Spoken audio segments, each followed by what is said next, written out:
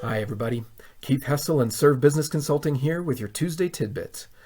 This is probably one of the most controversial things that we teach when we are doing our Blast to Serve training with a company.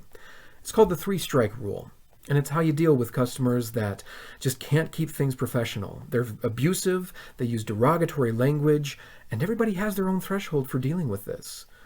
But even when someone has a low threshold or a high threshold, it's a very simple process to end that conversation. And we call it the three-strike method. Strike one, you give them a warning.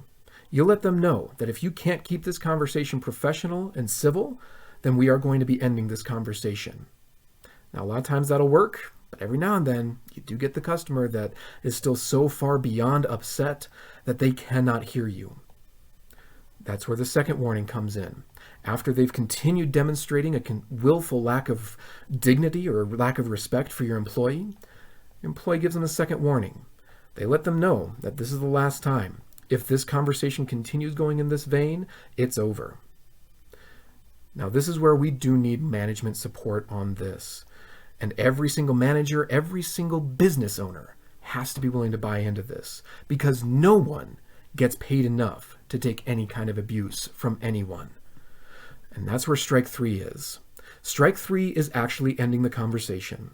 Whether that is hanging up the phone, even if the customer is mid-sentence, or if that is having that customer escorted out of the building.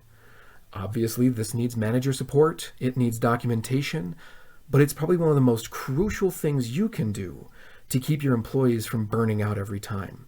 Like I said, no one gets paid enough to take any kind of abuse from customers, and if your employees have a way to end that abuse, they are far more likely to stick around because they know that you have their back.